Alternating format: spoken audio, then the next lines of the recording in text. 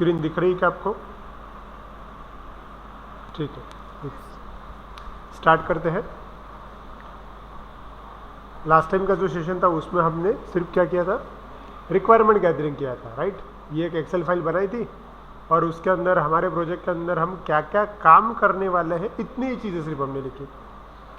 इसके अंदर हमारे प्रोजेक्ट के अंदर दो इम्पॉर्टेंट टाइप के लोग लॉगिन होने वाले हैं, एक यूज़र मतलब गांव वाले होने वाले हैं और दूसरा है एडमिन, और एक उसके अंदर है कंपनी। लेकिन कंपनी क्या करेगी बाद में सोचेंगे। एक्चुअली कंपनी क्या करेगी इसके ऊपर काम तुमको है, ठीक है। चलो, मुझे ये दोनों चीज़ों के ऊपर काम करना है। मेरी रिक्वायरमेंट गैदरिंग कंप्लीट हो गई है, क्या क्या कर रहा था कर चुका हूँ। अब मुझे क्या बनाना है, डिज़ाइन, ठीक है। चलो, अगर आपको डिज़ाइन बनानी है तो डिज़ाइन में सबसे पहले ना एक आधी पावर पॉइंट स्लाइड में बना के देखता हूँ कि मुझे कैसा दिखना चाहिए, ठीक है। चलिए, सिंपल मैंने क्या किया, सिर्फ पावर पॉइंट स्लाइड ओपन किया। कोई भी वेबसाइट एक प्रकार का क्या होता है, बॉक्स ही तो होता है, तो मैंने बॉक्स ड्रॉ किया।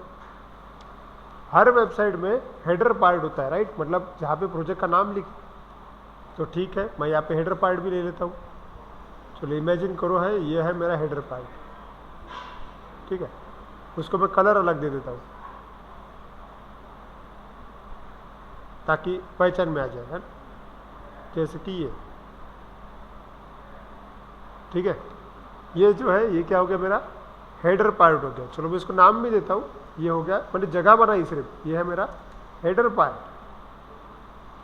और मैंने उसको नाम भी दिया ताकि हम जब बनाएंगे तब समझ पाए कि यह भाई हमको हेडर पार्ट बनाना है, करेक्ट। हेडर पार्ट मतलब जहाँ पे प्रोजेक्ट का नाम रहेगा। अब प्रोजेक्ट के नाम के नीचे क्या चाहिए, मेनू बार चाहिए, ताकि home, about us, contact us ऐसा कुछ आना चाहिए ना, जिसमें हम अलग अलग प्रकार के मेनूज फिक्स करेंगे। चलो ठीक है, तो उसके लिए भी जगह बनानी पड़ेगी, ठीक है, तो जगह बनाते हैं। चलो, ये मैंने और एक बॉक्स ड्रॉ किया यहाँ से यहाँ तक के, और इमेजिन करो कि ये बॉक्स जो है ये क्या है, अपना मेनू बार के लिए जगह है, ठीक है। तो वो आपको समझ में आना चाहिए। ये काम करने के लिए सिर्फ मैं वहाँ पे एक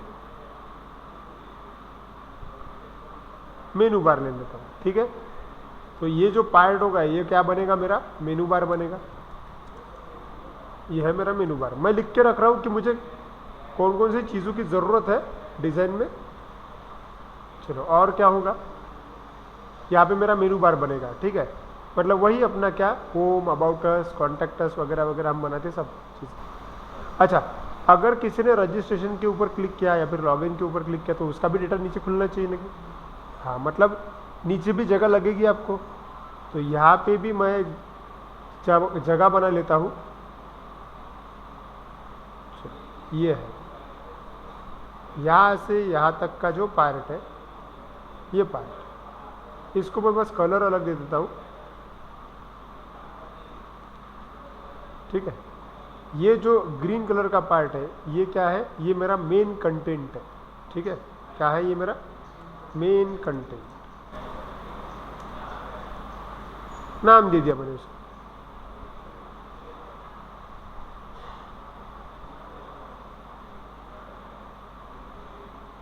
मेरा मेन कंटेंट है, ठीक है।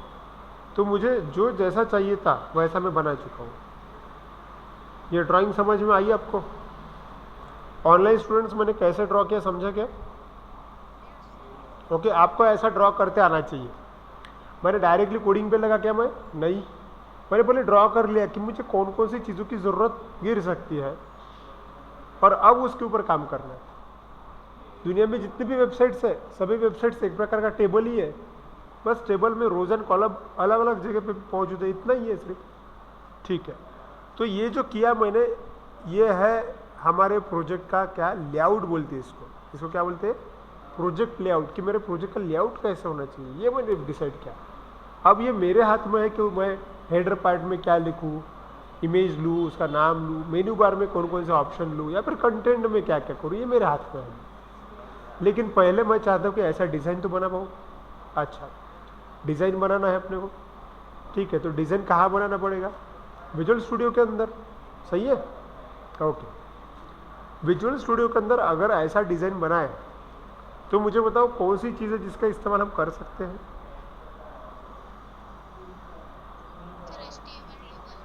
टेबल सही है। HTML का टेबल अगर हमने इस्तेमाल किया तो ऐसा का ऐसा बनाया जा सकता है, क्योंकि जो दिख रहा है आपको वो क्या है, एक प्रकार का टेबल ही तो है। इस टेबल के अंदर 1 2 और 3 रो है अलग अलग, उनके पास कलर अलग अलग है। ऐसा तो तुम HTML का भी बहुत ईजी से कर सकते हो। चलो अगर ये करना है तो करके देखते, सिंपल। अब मैं स्टार्ट करता हूँ प्रोजेक्ट का, ठीक है। मुझे डिज़ाइन करना है, मतलब कोडिंग वगैरह भी करना पड़ेगा। चलिए अब मैं स्टार्ट करता हूँ विजुअल स्टूडियो। आप सभी के सिस्टम में विजुअल स्टूडियो प्रेजेंट है, ठीक है। चलिए कैसे स्टार्ट करते हैं, नया प्रोजेक्ट स्टार्ट करना है, कैसे लेंगे हम? गो टू फाइल, बराबर, न्यू वेबसाइट, करेक्ट है। वेबसाइट पे क्लिक किया। अब उसमें से आपको चूज करना है एम्प्टी वेबसाइट, ठीक है, बराबर। और आपका लैंग्वेज स्ट्रक्चर जो है वो C# होना चाहिए, करेक्ट है। एम्प्टी वेबसाइट, उसके बाद में आपको जो नाम देना है आप नाम दे सकते हो नीचे। चलो मुझे नाम देना है यहाँ पे, ये गवर्नमेंट प्रोजेक्ट है, ठीक है, तो मैं GOV ऐसे लिखता हूँ, गवर्नमेंट ब्लड डोनर, ठीक है, गवर्नमेंट ब्लड डोनर, ठीक है। जस्ट ओके कर दिया, हो गया। मेरे प्रोजेक्ट का नाम जो देना था मैं दे चुका हूँ, ठीक है। चलिए ये अभी की कंडीशन में ब्लैंक प्रोजेक्ट है। क्या करना चाहिए मैंने? वेब फॉर्म ऐड करना पड़ेगा सब, क्योंकि क्या करना पड़ेगा कि ये अगर डिज़ाइन बनाना है, ये डिज़ाइन है एक प्रकार का, ये अगर डिज़ाइन बनाना है तो मुझे वेब फॉर्म ऐड करना पड़ेगा। बस मेरा एम सिर्फ इतना है कि ये डिज़ाइन बना के देखना है मुझे। कैसे करेंगे हम वेब फॉर्म ऐड? 2-3 अलग अलग तरीके हैं वेब फॉर्म ऐड करने के। एक तो go to website, add new item, वहाँ यहाँ से भी कर सकते हैं। चलो मैं क्लिक करता हूँ वहाँ पे। हाँ, क्या सिलेक्ट करना पड़ेगा? वेब फॉर्म सिलेक्ट करना पड़ेगा। वेब फॉर्म सिलेक्ट किया, उसके बाद में आप क्या करोगे, यहाँ पे नाम देना आपको, आप अपनी मर्जी से कुछ भी नाम दे सकते हो। चलो ये प्रोजेक्ट का पहला पेज है और मुझे डिफ़ॉल्ट नाम से ही प्रोजेक्ट का पहला पेज बनाना है, तो वही नाम रखा मैंने, और मैंने ऐड बटन पे क्लिक कर दिया, ठीक है। क्या है, आप बाय डिफ़ॉल्ट HTML का पेज, मतलब एक वेब डेवलपमेंट का पेज ऐड हो गया, वेब फॉर्म ऐड हो गया, उसके अंदर कोड भी है। मैं उसके डिज़ाइन फेज़ में गया, ये मेरा डिज़ाइन फेज़ है। चलो अब मुझे क्या करना है, अब मुझे किसकी ज़रूरत है? टूल बॉक्स की ज़रूरत है, राइट। तो ये मेरे पास टूल बॉक्स भी है। अब मुझे बताओ क्या करूँ। मेरा एम ये है कि ऐसा डिज़ाइन बनाना है।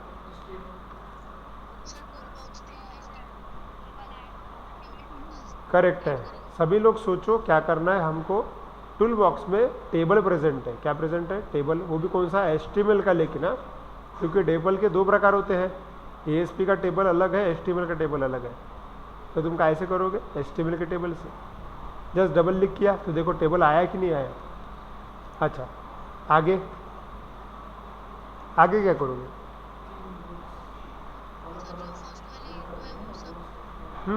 मतलब ध्यान दो, हाँ ध्यान दो। हम क्या कर सकते हैं, हमारे पास 3 रो 3 कॉलम है,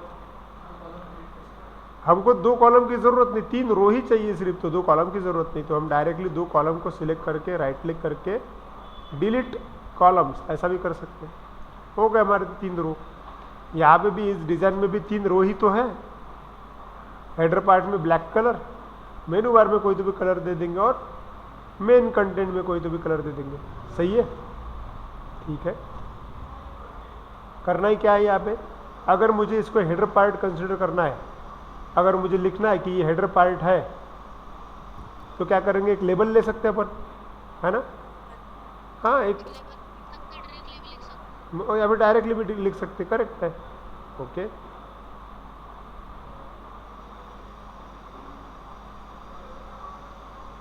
लेबल भी लिख सकते हैं, या फिर लेबल ले सकते हैं, फिर डायरेक्टली भी लिख सकते हैं। चलो ठीक है। अच्छा, अब देखो लेबल लिया है सपोज मैंने, और लेबल को क्या लिखना पड़ेगा फिर मुझे कि ये मेरा क्या है, हेडर पार्ट है, करेक्ट। मैंने बराबर वैसे ही लिखा।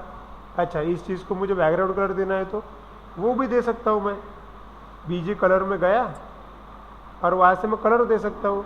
हमने कौन सा कलर लिया हुआ है? ब्लैक कलर लिया हुआ है हेडिंग को, ब्लैक कलर। और हेडर पार्ट दिखना चाहिए, इसलिए 4 कलर देना पड़ेगा। अब ये चीज़ें तो बेसिक है, आप सब इस चीज़ को बहुत अच्छे से पढ़े हुए आप लोगों ने, ठीक है। एंटर लगाया, हेडर बड़ा हो गया। चलो नीचे का जो पार्ट है वो क्या है अपना, मेनू बार है, यही ना। तो वहाँ पे भी एक लेबल लेके रख सकते हैं अपन, मेनू नाम दिया मैंने इसको। इसको भी कलर अलग चाहिए, बीजी कलर लिया सपोज मैंने। कलर कौन सा चाहिए, सपोज ये वाला चाहिए, दे दिया मैंने कलर। और उसके नीचे का जो पार्ट है वो क्या है, कंटेंट के लिए, हाँ कंटेंट के लिए इस्तेमाल कर रहे हैं, यही ना, ठीक है। तो ये क्या है, फिर से एक लेबल ले लिया अपन ने, और ये क्या हो गया आपका मेन कंटेंट हो गया, मेन कंटेंट हो गया। और कलर दे देता हूँ जाना पहचाना, डन। देखो ये आपका डिज़ाइन, और ऐसा ही तो मिलता जुलता हम डिज़ाइन बनाते जा रहे हैं, सही है। मतलब डिज़ाइन बनाना बहुत मुश्किल बात नहीं है।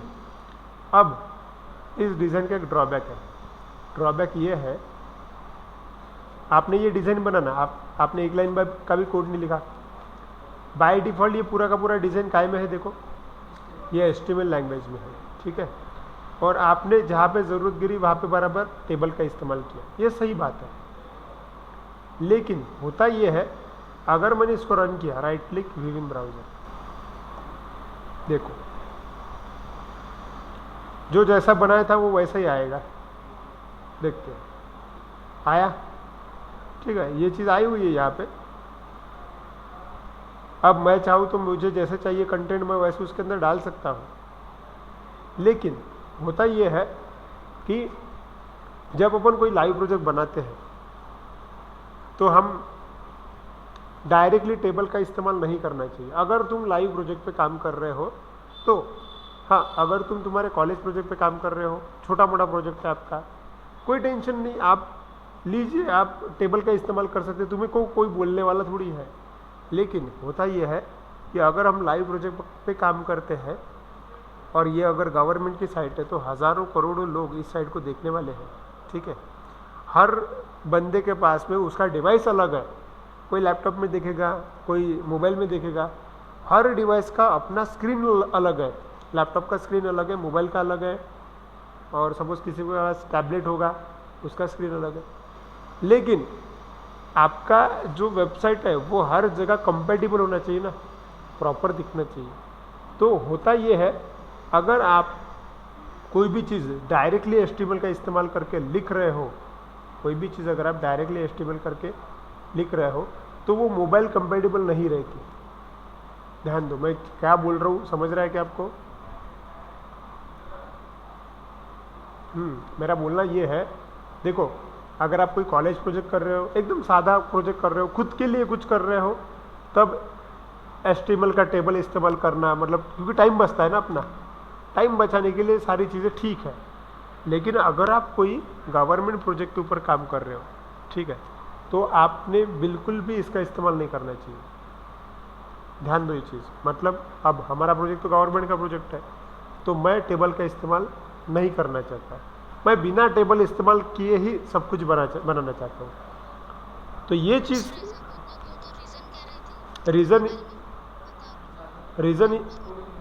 रीज़न ये है कि हर सिस्टम का अपना स्क्रीन अलग है, ठीक है। हम जो वेबसाइट बना रहे हैं वो वेबसाइट जब भी अपन रन कर रहे हैं, हमारे पास टेस्टिंग के लिए क्या है, सिर्फ एक लैपटॉप। हम कुछ भी किसके ऊपर रन कर रहे हैं, एक लैपटॉप के ऊपर रन कर रहे हैं। मेरे इस लैपटॉप की स्क्रीन फिक्स है, 15 इंच की स्क्रीन है ये।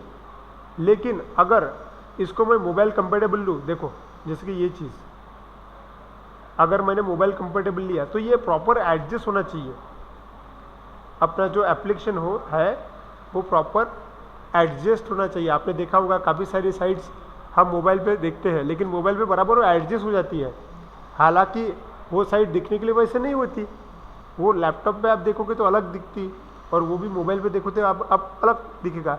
तो वो मोबाइल पे अलग इसलिए दिखता है क्योंकि आपके मोबाइल के स्क्रीन के हिसाब से वो एडजस्ट हो जाती है ऑटोमेटिक कंटेंट, ठीक है। लेकिन वो कंटेंट तभी एडजस्ट होते हैं कि अगर आपने टेबल इस्तेमाल ना किया हो। तो अगर तुमने डायरेक्टली टेबल का इस्तेमाल किया तो तुम्हारी वेबसाइट डेस्कटॉप पे तो बहुत अच्छी दिखेगी, कोई प्रॉब्लम नहीं है, लेकिन मोबाइल पे गड़बड़ करेगा। ठीक है, तो मैं चाहता हूँ कि मेरा ये जो एप्लीकेशन है ये हर जगह अच्छा लगे, मतलब डेस्कटॉप पे तो बराबर दिखे ही, साथ साथ मोबाइल में भी अच्छा लगे।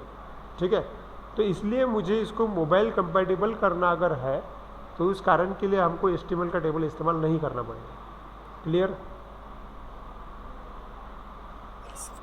ठीक है, नॉर्मली आप कोई भी प्रोजेक्ट इस्तेमाल करो, जैसे कि जावा में प्रोजेक्ट बनाते हैं अपन, PHP में प्रोजेक्ट बनाते हैं, या फिर जितने भी बड़े बड़े प्रोजेक्ट बनाते हैं उन प्रोजेक्ट में लेआउट तो बनाना ही पड़ता।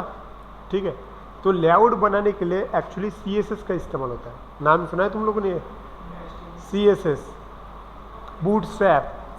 एग्जैक्टली, अभी मुझे वही करना है। मैं ये प्रोजेक्ट टेबल वेबल बना के इस्तेमाल नहीं करना चाहता हूँ। ठीक है, मैं चाहता हूँ कि मेरे प्रोजेक्ट के अंदर अच्छी CSS हो। मैं चाहता हूँ कि मेरे प्रोजेक्ट के अंदर बूटस्ट्रैप का कोड, मैं बूटस्ट्रैप का इस्तेमाल करना चाहूँ ताकि वो फास्ट रहे और मोबाइल कंपैटिबल रहे। डन? ठीक है, क्लियर है हमको क्या करना है अभी?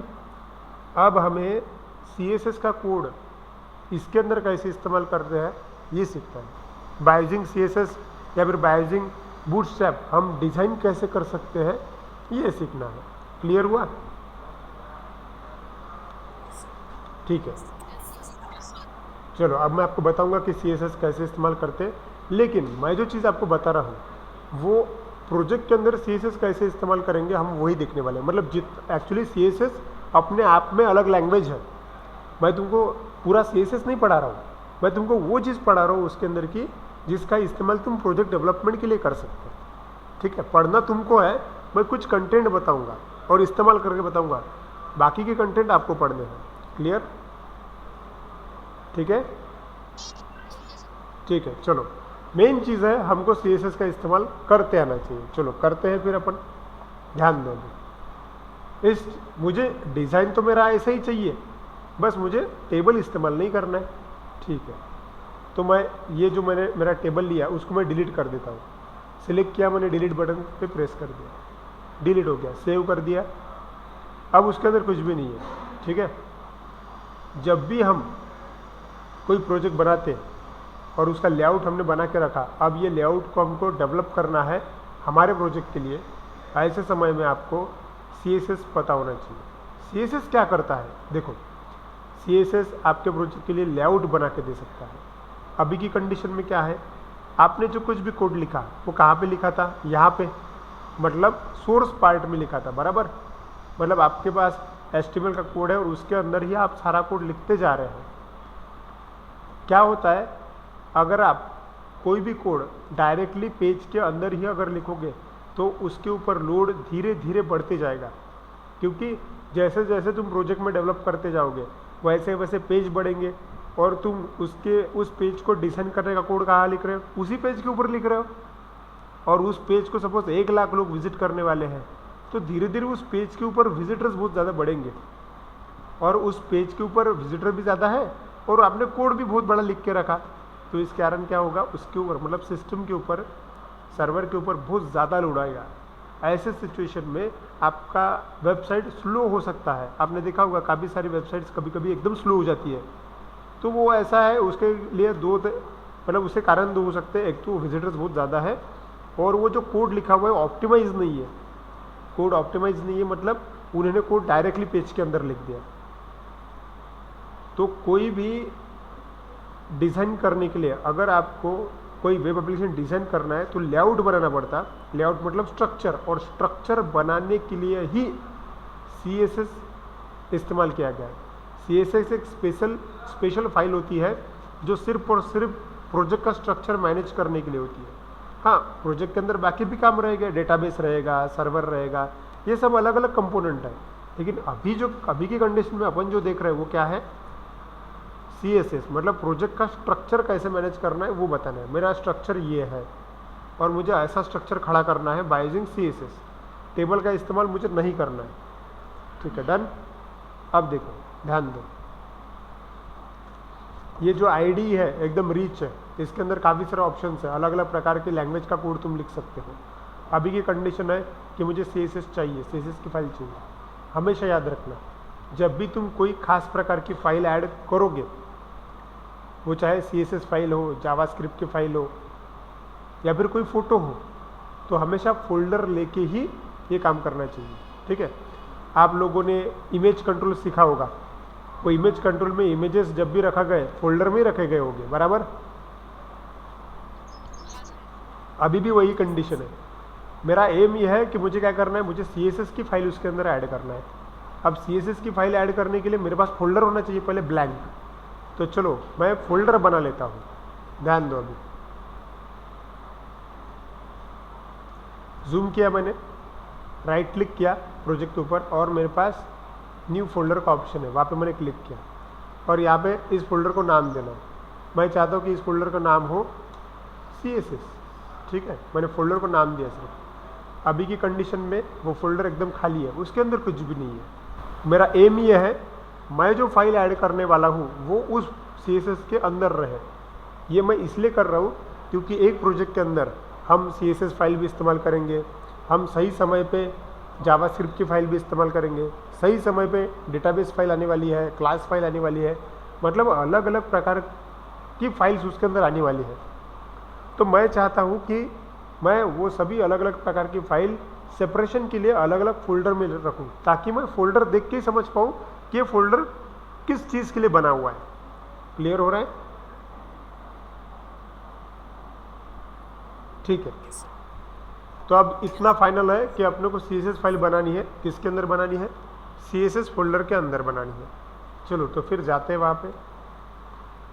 आया, यहाँ पे मैं ऐड करता हूँ, right click and add new item, दिख रहा है यहाँ पे ऑप्शन है। उस फोल्डर के ऊपर राइट क्लिक किया एंड ऐड न्यू आइटम पे क्लिक किया। जैसे ऐड न्यू आइटम पे क्लिक करूँगा वैसे क्या होगा, एक डायलॉग बॉक्स आया। ये डायलॉग बॉक्स जाना पहचाना है आपका।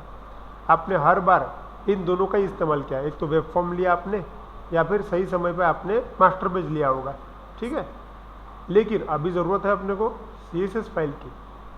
तो आपने अगर इसको नीचे किया थोड़ा, तो यहाँ पे कहीं एक जगह स्टाइल शीट ऐसा लिख के आएगा, दिख रहा है क्या? CSS को स्टाइल शीट ऐसा बोलता है, दिख रहा है आपको? स्टाइल शीट, ठीक है।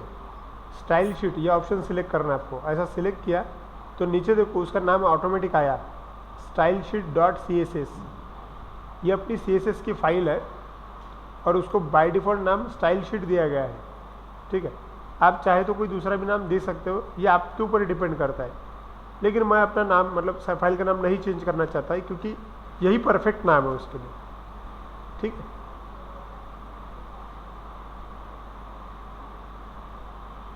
ओके।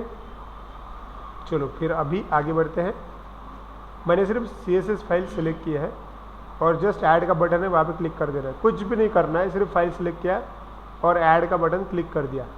फ़र्क देखते हैं क्या हुआ है। देखो, सबसे पहले तो फोल्डर की तरफ देखते हैं। फोल्डर में CSS के फोल्डर में स्टाइल शीट डॉट CSS ये फाइल दिख रही है आपको, करेक्ट। और वही फाइल आपको यहाँ पे ओपन हुई दिख रही है, देखो दिख रहा है, ओके। और बाय डिफ़ॉल्ट उसके अंदर बॉडी ऐसा लिखा हुआ है। ये तुमने लिखा क्या? नहीं, ये सिस्टम ने खुद लिखा हुआ है। ठीक है, देखो बात ऐसी है कि कई प्रोजेक्ट ऐसे हैं जिसके अंदर CSS का इस्तेमाल भी नहीं होता। जो प्रोजेक्ट बिना CSS के हैं वो भी काम करते हैं और जो CSS में है वो भी काम करते हैं। फिर फ़र्क क्या हुआ? फ़र्क सिर्फ इतना हुआ, CSS में अगर कोई तुमने कोड लिखा और वो आपके प्रोजेक्ट के लिए अप्लाई किया गया है, एक बार लिखा हुआ CSS का कोड पूरे प्रोजेक्ट को अप्लाई होता है, ये उसका प्लस पॉइंट है। मतलब उदाहरण के तौर पे अगर कोई सबमिट की बटन है और आपके प्रोजेक्ट के अंदर 100 सबमिट की बटन है और आप चाहते हो कि सभी सबमिट की बटन का कलर ग्रीन हो जाना चाहिए, अगर तुमने CSS का कोड लिखा होगा तो आप एक लाइन के ऊपर एट अ टाइम पूरे बटन्स का कोड ग्रीन कर सकते हो। और वही अगर तुम्हारे पास CSS का में कोड नहीं लिखा होगा तो आपको 100 बटन को विजिट करके उसका बैकग्राउंड कलर ग्रीन सेट करना पड़ेगा। फ़र्क समझ में आ रहा है विथ CSS और विदाउट CSS का? क्लियर। सीएसएस उसलिए इस्तेमाल होते हैं कि भाई उसमें डिज़ाइनिंग आसान हो, एक जगह कोड लिख दिया सभी जगह ऑटोमेटिक अप्लाई हो जाता है, यही चीज़ है। अभी भी मुझे वैसा ही करना है।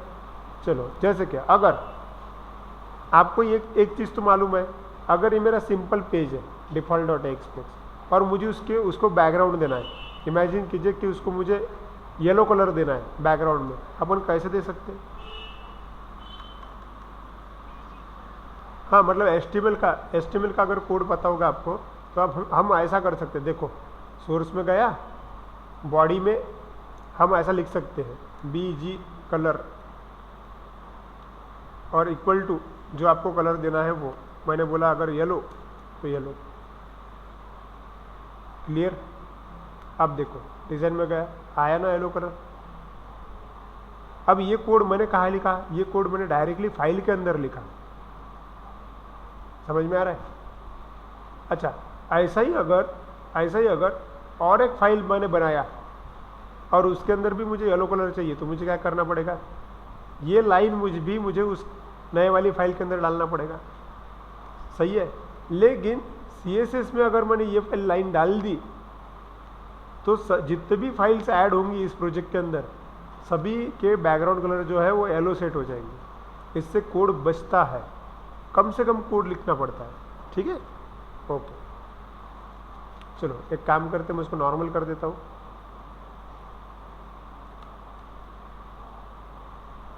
वापस डिजाइन में जाता हूँ, एकदम नॉर्मल पेज हो गया। ठीक है, अब मैं एक काम करता हूँ, वो कोड जो है ना, यहाँ पे बॉडी पहले से लिखा हुआ है, मैंने नहीं लिखा है। मतलब आप बॉडी मतलब ये HTML की बॉडी होती है। अगर कोई कोड मैंने यहाँ पे लिखा तो इस प्रोजेक्ट के अंदर जितने भी पेजेस है जिनके पास बॉडी है उन सबको ये सेट हो जाएगा। ठीक है, ये CSS का फाइल है। एंटर किया, करके देखते हैं बराबर।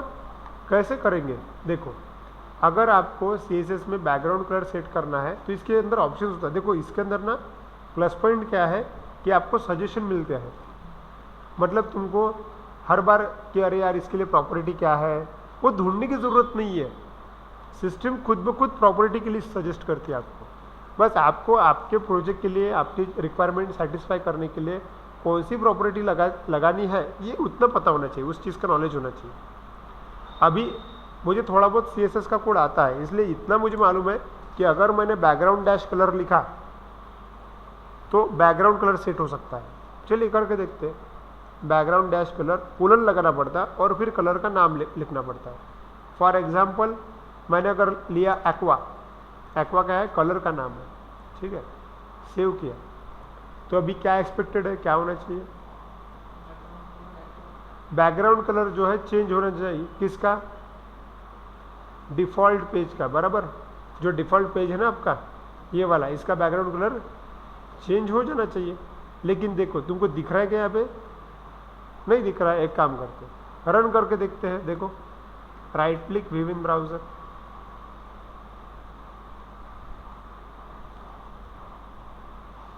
देखो क्या है, रन तो हो गया लेकिन कुछ भी नहीं ना, ब्लैंक है। कलर तो वाइट ही है लेकिन हमने क्या किया हुआ है, हमने तो कोड लिखा ना CSS फाइल में। हाँ, बैकग्राउंड कलर एक्वा कोड तो लिखा लेकिन अप्लाई नहीं हुआ। वो अप्लाई इसलिए नहीं हुआ कि अभी की कंडीशन में यहाँ पे देखो क्या हुआ है। देखो ये इसलिए नहीं हुआ कि default.axpx ये तुम्हारा कोडिंग वाला पेज है जिसके अंदर तुम डिज़ाइन बना रहे हो। ठीक है, style.css ये आपके प्रोजेक्ट का लेआउट क्रिएशन करने के लिए आप इस्तेमाल कर रहे हो। आपका पूरा कोड डिज़ाइन का किसके अंदर है? style.css में, बराबर। और आप चाहते हैं कि style.css में जो कुछ भी लिखो वो किसके ऊपर अप्लाई हो जाए? default.axpx के ऊपर अप्लाई हो जाए। तो इन दोनों को कनेक्ट करना पड़ेगा ना। जब हम इन दोनों फाइल को कनेक्ट करेंगे तभी हम इसका इस्तेमाल कर सकते हैं। समझ में आ रहा है? मतलब हमें क्या करना पड़ेगा, स्टाइल शीट मतलब ये जो CSS फाइल है इस फाइल का रेफरेंस ये हमारी जो कोडिंग की फाइल है उसके अंदर डालना पड़ेगा, तब जाके हमारे प्रोजेक्ट के अंदर वो फाइल अप्लाई होगी, वो चेंजेस अप्लाई होंगे। समझ में आ रहा है? ये कंसेप्ट क्लियर है? हमको क्या करना है, हम चाहते हैं कि style.css मतलब CSS फाइल का रेफरेंस जो है वो किसके अंदर डालना है? डिफ़ॉल्ट डॉट एक्सपेक्स के अंदर डालना है। अब रेफरेंस डालना इसके अंदर ना बहुत आसान है, बहुत ही ज़्यादा आसान है। देखो हमेशा मैं आपको ये बताऊंगा, ध्यान रहे कि अगर किसी भी पेज के अंदर कोई पेज कोडिंग वाला है तुम्हारा और तुमको CSS का कोड उसके अंदर ऐड करना है, मतलब CSS की फाइल तुमको उसके अंदर ऐड करना है, ऐसे समय पे आप ऐड कर सकते, लेकिन CSS का फाइल ऐड करने की अपनी एक जगह होती है, उसी जगह CSS की फाइल ऐड की जाती है। देखो वो जगह कहाँ होती है, सोर्स में जाना। हमेशा याद रखना मेरी बात कि तुम्हारी फाइल अलग अलग प्रकार की हो सकती है।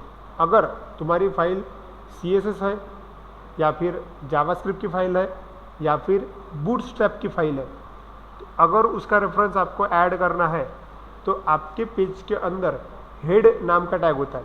क्या नाम का टैग होता है? हेड। हेड नाम के टैग के अंदर ही ऐड करना है।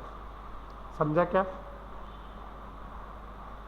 फिर से एक बार बताऊं, हमेशा याद रखो, अगर आपको CSS फाइल ऐड करनी है प्रोजेक्ट के अंदर या फिर जावास्क्रिप्ट की फाइल या फिर बूटस्ट्रैप की फाइल, ये फाइल ऐड करने के लिए जगह होती है और वो जगह होती है हेड टैग।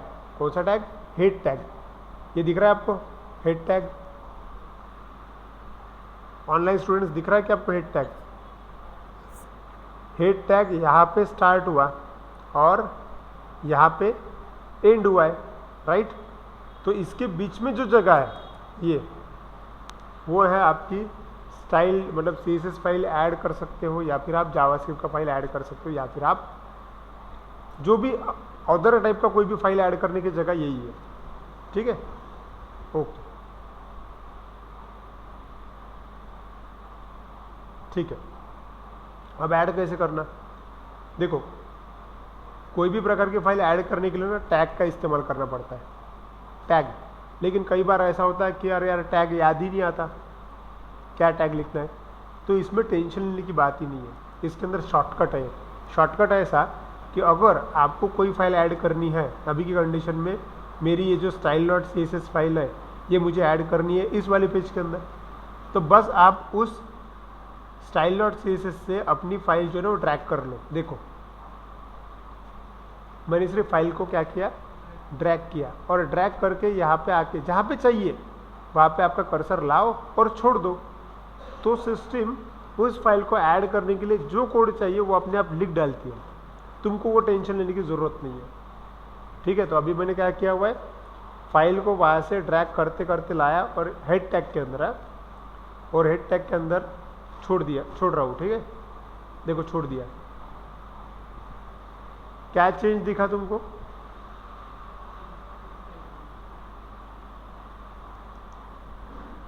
कुछ चेंज दिख रहा है?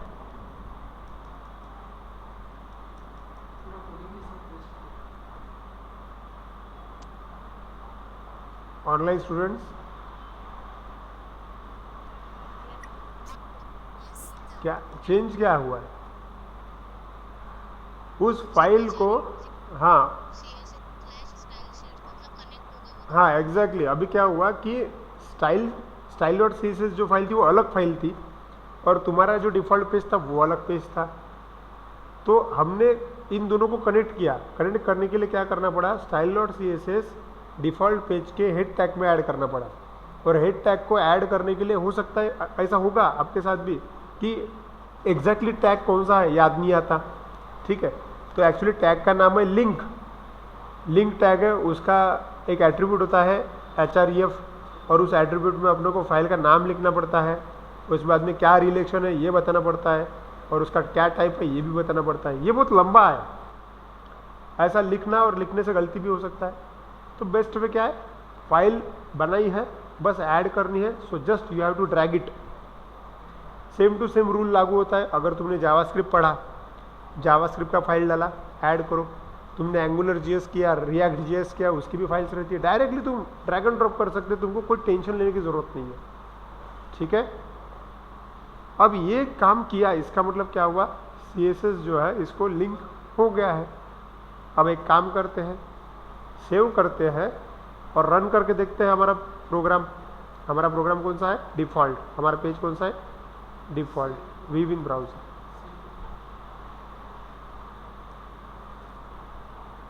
कलर आया? थोड़ी देर पहले आया था क्या कलर? नहीं, बराबर। अब कैसे क्या आया? अब इसलिए आया क्योंकि तुमने जो CSS की फाइल बनाई वो अभी तुम्हारे डिफ़ॉल्ट पेज के अंदर कनेक्टेड है। समझा क्या? ऑनलाइन स्टूडेंट समझा ये कैसे किया? हमने क्या किया, सिंपल एक लाइन का CSS कोड प्रोजेक्ट के अंदर कैसे इस्तेमाल करना वो किया। ये प्रोसेस वन टाइम प्रोसेस होता है, मतलब ये हर बार नहीं करना पड़ता, एक ही बार करना है। एक बार फाइल बनाई और तुमको जिस फाइल के अंदर कनेक्ट करना है कनेक्ट कर दो। एक बार तुमने कनेक्ट कर दिया तो फिर तुमको सिर्फ CSS का कोड लिखते रहना है और जो जो तुम्हारी रिक्वायरमेंट है उसके हिसाब से लिखते रहना है। तो इसका कोई टेंशन लेने की बात नहीं है। ऐसा ही आगे चल के मैं आपको बूटस्ट्रैप आएगा प्रोजेक्ट के अंदर, तो बूटस्ट्रैप की फाइल कैसे ऐड करना है वो बताऊंगा। तो सेम यही प्रोसेस रहेगा उसका टेंशन लेने की ज़रूरत नहीं है, ठीक है। लेकिन अभी मैंने CSS में क्या किया, सिर्फ बैकग्राउंड कलर दिया, लेआउट तो बना ही नहीं। लेआउट बनाना इंपॉर्टेंट है, करेक्ट है। चलिए लेआउट कैसे बना सकते हैं। हाँ, सेमीकोलन लगाना कंपलसरी नहीं है। सेमीकोलन तभी लगाना चाहिए, हाँ, इसमें ऐसा नहीं रहता। एक्चुअली सेमीकोलन कब लगाना चाहिए, अगर मैं एक्वा के बाद में और कुछ लिखने वाला होता, जैसे कि बैकग्राउंड कलर मैंने एक्वा दिया और अब मैं चाहता हूँ कि मुझे सपोज फॉन्ट भी सेट करना है, मतलब और अगर कोई मैं कमांड अगर लिखना था तो ऐसे समय पे मुझे सेमीकोलन लगाना पड़ेगा। मतलब अगर दूसरा कोई एट्रीब्यूट मैं ऐड कर रहा हूँ तो मुझे सेमीकोलन लगाना कंपलसरी है। अगर मेरे पास कोई एट्रीब्यूट नहीं है ऐड करने के लिए तो ऐसे समय पे आप चाहे सेमीकोलन लगाओ या फिर मत लगाओ, इसका कोई फ़र्क नहीं गिरता। सेमीकोलन सिर्फ इस चीज़ के लिए होता है कि सेमीकोलन मतलब मैंने जो एट्रीब्यूट लिया उस एट्रीब्यूट का यहाँ पे एंड हो गया है, एंड इंडिकेट करता है वो सिर्फ। क्लियर?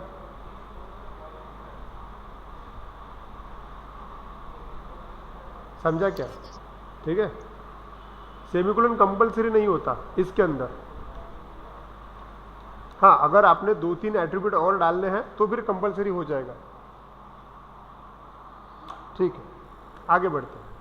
फॉर एग्जाम्पल अभी चलो मैंने एक्वा कलर दे दिया है, अब मैं वापस आता हूँ। CSS में कोड बढ़ते जाएगा। अभी मैंने सिर्फ बनाया, एक सिंपल फाइल बनाई, उसके अंदर कोड डाल दिया, ठीक है, सेव किया। अब मैं वापस आता हूँ डिफ़ॉल्ट पेज पे, कलर भी लगा हुआ है।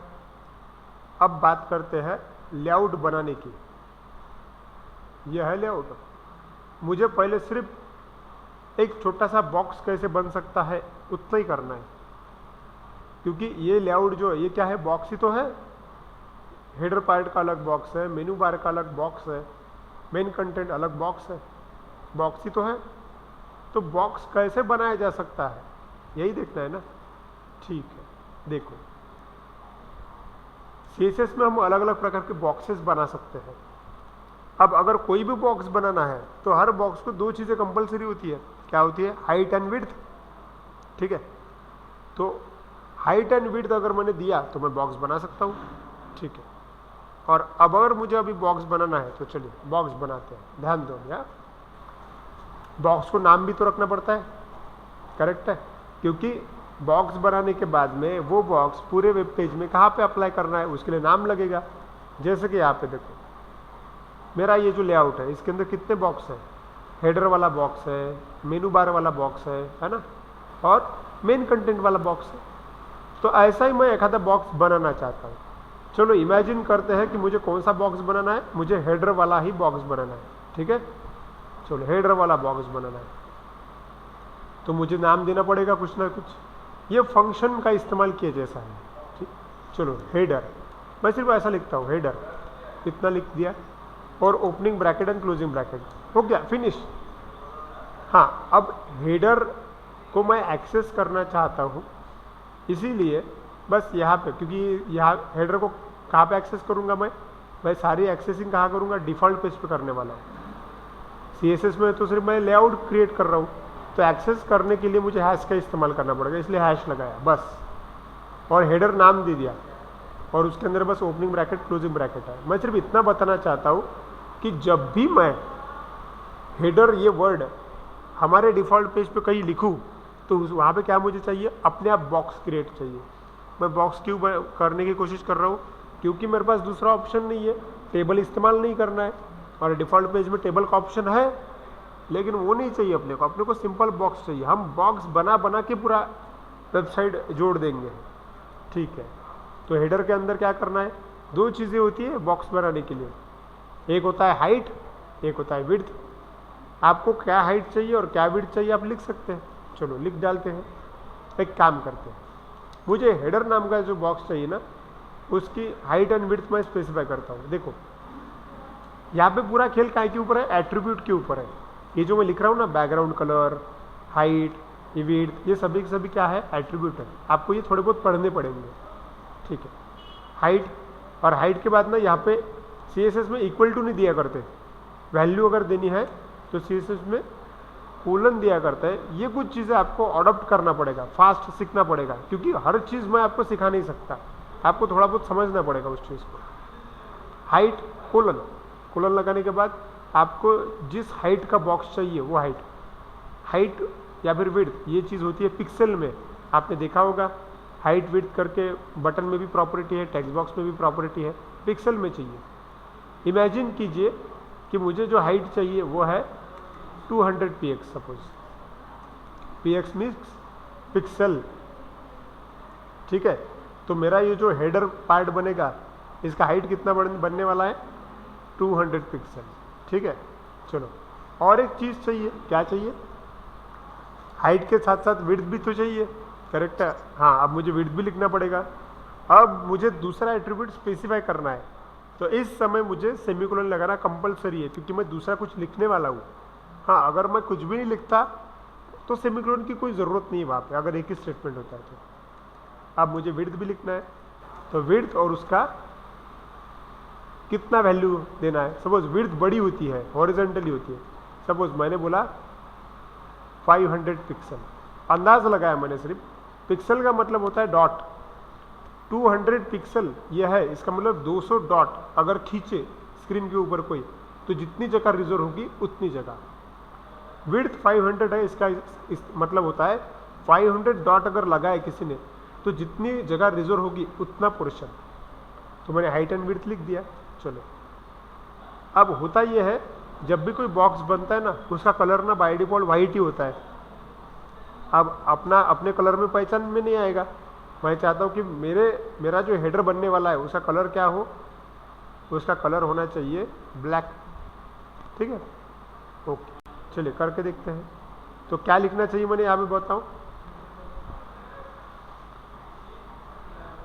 कलर अगर मुझे सेट करना है, हाँ देखो यहाँ पे बराबर बैकग्राउंड कलर कौन सी प्रॉपर्टी है, बैकग्राउंड कलर नाम की प्रॉपर्टी है या फिर एट्रीब्यूट है, आपको ये पता होना चाहिए, ठीक है। तो क्या करना पड़ेगा, सेमीकोलन बैकग्राउंड कलर कोलन, आपको जो बैकग्राउंड देना है वो कौन सा बैकग्राउंड देना है मुझे, ब्लैक। तो मैंने ब्लैक वैल्यू स्पेसिफाई कर दिया, फिनिश। अच्छा, और ऐसा भी होता है कभी कभी क्या होता है कि कलर का नाम याद नहीं आता, तो ज़रूरी नहीं है दुनिया में सभी कलर्स को नाम है, ऐसा ज़रूरी नहीं है, ठीक है। हम लाल कलर को भी लाल ही बोलते हैं और थोड़ा फीका सा लाल होगा तो उसको भी लाल ही बोलते हैं, ठीक है। इसलिए तो कलर, अगर आपको कलर कोड चाहिए तो हम कोड से भी कलर ला सकते हैं, हेक्साडेसिमल कोड का इस्तेमाल किया जा सकता है कलर लाने के लिए, बताऊंगा सही समय पे। ओके, मेरा बॉक्स बन के रेडी है। ये जो एट्रीब्यूट्स तुमने लिखे इससे क्या बनेगा, एक बॉक्स बनेगा। लेकिन अभी अगर मैं यहाँ पे आके रन करूँ इसको, देखो यहाँ पे आके रन करूँ तो कुछ भी नहीं होगा। वो बॉक्स दिख रहा है क्या कहीं ब्लैक कलर का, नहीं। क्यों नहीं दिख रहा है, क्योंकि तुमने उसको ये नहीं बताया कि डिस्प्ले किधर होना है। तुमने बॉक्स बनाया लेकिन डिस्प्ले कहाँ होना है ये नहीं बताया, ठीक है। फिर आप बोलोगे कि सर बैकग्राउंड कलर भी तो डायरेक्ट लिख दिया था अपन ने, उसको कैसे समझा कि पेज को बैकग्राउंड कलर लगाना पड़ता है। वो इसलिए समझा क्योंकि आपने उसका लोकेशन दिया हुआ है, बॉडी यहाँ पे ऊपर लिखा था, इसलिए बैकग्राउंड कलर बराबर पेज के बॉडी में सेट हुआ। अब तुमने क्या लिखा, हेडर, लेकिन हेडर है किधर, वो तो है ही नहीं। अब तुमने बनाया हुआ ये जो हेडर है, मतलब ये जो बॉक्स है, इसको बॉक्स बोलते हैं, या फिर उसको दूसरा नाम होता है डिवीजन। क्या नाम होता है? डिवीजन। ये अगर आपको पेज में लगाना है तो आप लगा सकते हो। देखो कैसे, ध्यान दो। अभी आपको सोर्स में जाना पड़ेगा। चलिए मैं सोर्स में जाता हूँ, ध्यान दो। तुमने ये टैग देखा कभी? ये टैग देखा होगा तुमने। कौन सा टैग है वो? कौन सा टैग है वो?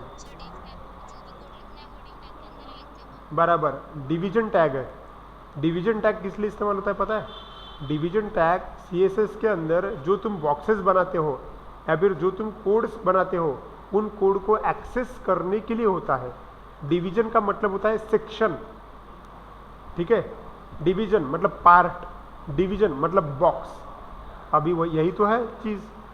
मतलब मुझे क्या करना है कि मेरे पास डिवीजन नाम का टैग ऑलरेडी है, मुझे सिर्फ ये बताना है कि इस डिवीजन को मुझे बस नाम देना है।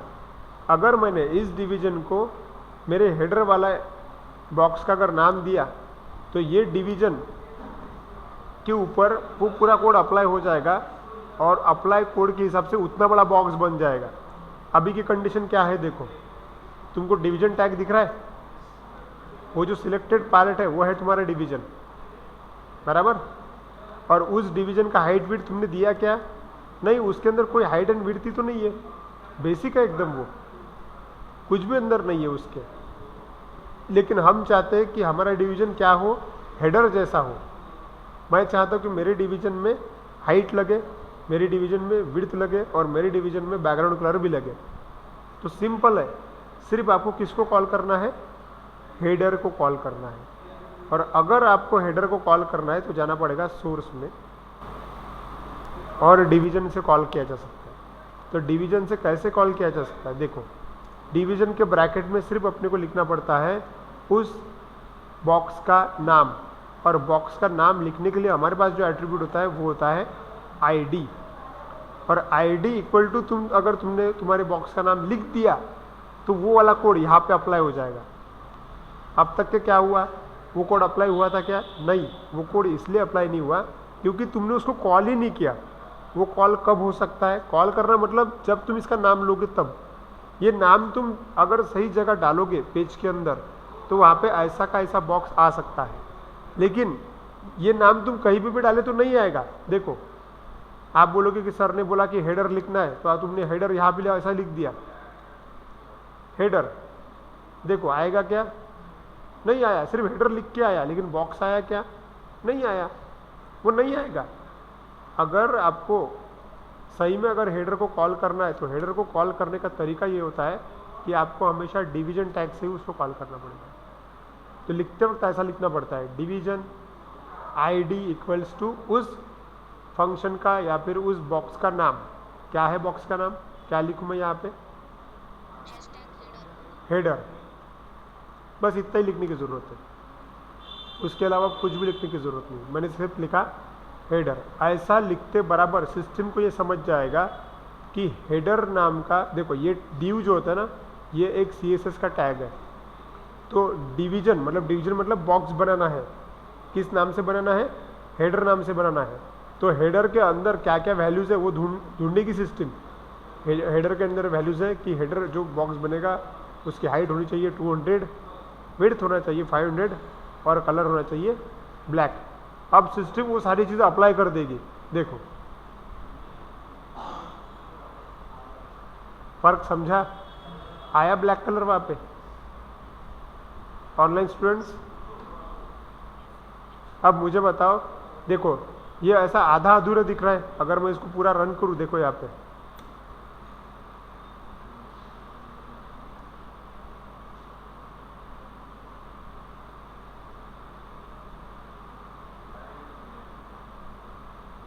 बॉक्स आया मेरा, लेकिन मैंने जो डिसाइड किया था उसके हिसाब से नहीं आया। मुझे पूरा ब्लैक चाहिए ऊपर का, तो मतलब कंटिन्यू ब्लैक चाहिए। तो क्या करना पड़ेगा? मुझे हाइट बढ़ाना पड़ेगा या फिर विड्थ बढ़ाना पड़ेगा? बराबर है, विड्थ बढ़ाना पड़ेगा। मतलब रिक्वायरमेंट को देख के आपको चेंज करते आना चाहिए। तो कहाँ चेंज करोगे? इस बार सीएसएस में चेंज करोगे, बराबर। विड्थ बढ़ाई अपन, सपोज 700 बोला मैंने, चेक कर लेते हैं। चलो यहाँ पे आए और रिफ्रेश कर लेते हैं। बढ़ा, लेकिन पूरा बढ़ा क्या? नहीं। फिर से बढ़ाते हैं। कितना करूं?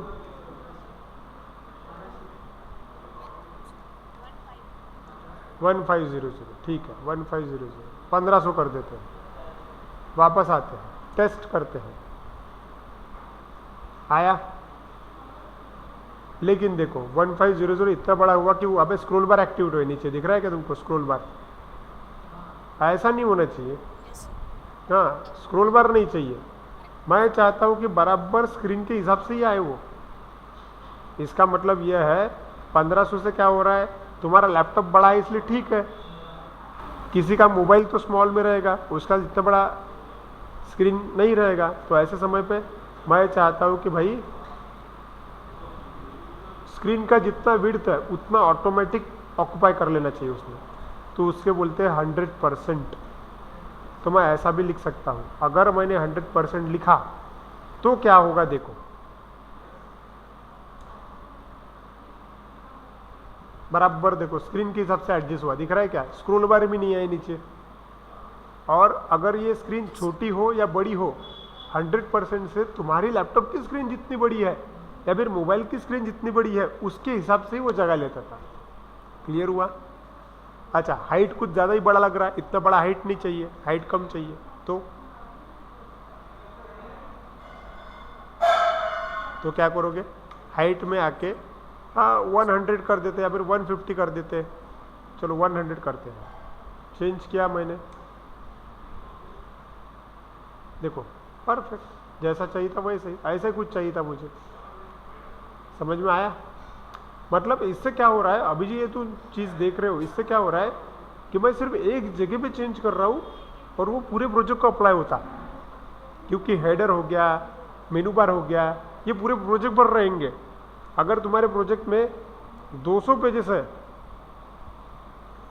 तो 200 पेजेस अपडेट अगर करना है तो सबसे बेस्ट तरीका है वो एक ही जगह पे चेंज किया और 200 पेजेस के ऊपर अप्लाई हो गया। समझ में आया? ठीक है, तो ये सिर्फ मैंने एक छोटा सा बताया तुमको। हमको इस्तेमाल करना है CSS, मैं आपको बताऊंगा कि ये कैसे बनते हैं। आपको समझा ये कैसे बनाया मैंने बॉक्स? ऐसे ही बॉक्सेस आपको भी बनाना है। चलो और एक बॉक्स बनाते हैं। अब नेक्स्ट बॉक्स है अपना मेनू। कैसे बनाओगे बताओ? क्या क्या स्टेप फॉलो करोगे? बॉक्स ही बनाना है, सिर्फ CSS में बॉक्स ही बनाना है। कैसे बनाए थे? बराबर सेम टू सेम। चलो लिखते हैं, कैसे लिखेंगे अपन? हैश, तुम्हारे बॉक्स को जो नाम देना है वो मैं लिखता हूं, मेनू बार नाम देना है मेरे बॉक्स को। एंटर किया, opening bracket closing bracket. Height width कितना चाहिए फिक्स कर लो। बराबर, मैं चाहता हूं कि मेरे बॉक्स को हाइट होनी चाहिए, सपोज ज़्यादा बड़ा नहीं चाहिए अपने को, 500 pixel, sorry 50 pixel semicolon. Width कितना चाहिए? पूरा विड्थ चाहिए 100% सेमीकोलन। बैकग्राउंड कलर कौन सा चाहिए? बैकग्राउंड कलर सपोज वो क्या है, वो ऑरेंज है, राइट? ठीक है, ये ले लेता हूँ मैं, ऑरेंज ले लेता हूँ। हो गया, बॉक्स मेरा रेडी है। बस अब क्या करना है? अप्लाई करना है। तो अप्लाई करना है तो कहाँ जाना पड़ेगा? डिफ़ॉल्ट में जाना पड़ेगा। ठीक है, हाँ, उसको कॉल करना पड़ेगा। कॉल करना पड़ेगा मतलब यहाँ पे जाना है, यहाँ। ठीक है, अब जैसे तुमने हेडर को कॉल किया और यहाँ पे एंड हुआ, सेम वैसे ही एंटर लगाया मैंने, फिर से डिवीजन टैग लगेगा और एक डिवीजन टैग बनाता हूँ मैं। इस बार बनाना पड़ेगा मेरे मुझे। तो division ID equal to double quotes में किसका नाम? मेनू बार और क्लोजिंग। हो गया। अब चेक करते हैं, दिख रहा है कि नहीं दिख रहा है? सेव। अब देखो,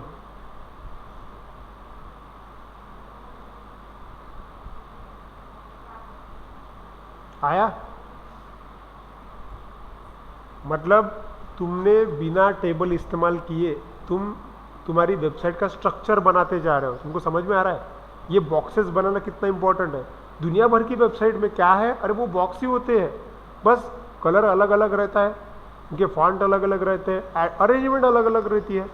अब मैंने जो बॉक्सेस है वो एक के नीचे एक बनाए, तुम एक के अंदर एक भी बना सकते हैं, कुछ भी कर सकते हो तुम। समझ में आया ये कैसे किया? ऑनलाइन स्टूडेंट समझा कि तुमको कि मैंने कैसे CSS का इस्तेमाल किया प्रोजेक्ट के अंदर। अब हमको प्रैक्टिस में यही करना है, समझ में आया? हम जब भी प्रोजेक्ट बनाएंगे अभी हमको प्रैक्टिस में यही करना है, टेबल इस्तेमाल नहीं करना है। करना भी है तो बहुत मामूली जगह करना है आपको, लेकिन मैं चाहता हूँ कि प्रैक्टिस करते वक्त तुम CSS का इस्तेमाल करके ही बनाओ, क्योंकि कंपनीज में CSS का भी नॉलेज मांगते हैं। टेबल सिर्फ इसलिए बताया जाता है ताकि आपका टाइम बच सके, कि कोई चीज़ बहुत ही अर्जेंट है भाई 2 दिन में दे देना है, ऐसे समय पे टेबल ठीक है, लेकिन अगर तुम कुछ सीख रहे हो तो CSS का इस्तेमाल करो। टाइम अगर होगा तो आपको CSS का इस्तेमाल करो, क्योंकि लाइव प्रोजेक्ट में CSS ही रहता है, उसमें टेबल नहीं रहता। क्लियर हुआ? आज का कंसेप्ट समझा आपको? ओके अभी देखो ये पूरा सेशन मैंने रिकॉर्ड कर लिया है। आप बोलोगे कि सर हमने लिखा नहीं वगैरह, टेंशन मत लो, रिकॉर्डिंग मेल आ रही है आपको? मेल आता है, मेल डालता हूँ मैं रोज रिकॉर्डिंग का, तो ये भी मैं रिकॉर्ड करके भेज रहा हूँ आपको, ठीक है? और आपको आज के आज ये चीज़ करके देखनी है, क्योंकि प्रोजेक्ट का हर किसी को हो सकता है ग्रुप में बांटा जाए, फिर अलग अलग प्रोजेक्ट आए, ऐसा भी हो सकता है। तो अपने प्रोजेक्ट का डिज़ाइन अपने को बनाते आना चाहिए। क्लियर? ठीक है, तो आज के लिए इतना ही, बाकी हम कल देखेंगे। अब ध्यान दीजिए, कल एक्चुअली होली है, परसों धूलिवंदन है, तो कल अपनी बैच होगी ऑनलाइन, परसों से छुट्टी रहेगी, ठीक है? मतलब शुक्रवार शनिवार छुट्टी रहेगी। और एक्चुअली कैसा है कि मैं सोमवार और मंगलवार भी नहीं हूँ, तो डायरेक्टली बुधवार को होगा। कल बैच होगी, उसके बाद में डायरेक्टली बुधवार को होने वाली है बैच। लेकिन ये जो टाइम स्पैन है इसके अंदर आपको स्टडी करना है CSS के सभी मैक्सिमम आपको एट्रीब्यूट स्टडी करके रखना है, ठीक है? कैसे अप्लाई करना है मैंने आपको बता दिया है, बस आप एक एक उस पर डाल के देखो। फॉन्ट होता है, इटैलिक, बोल्ड, बहुत कुछ है उसके अंदर, तो आपको धीरे धीरे अप्लाई करना है। क्लियर? ठीक है, ओके, तो आज के लिए इतना ही। Thank you.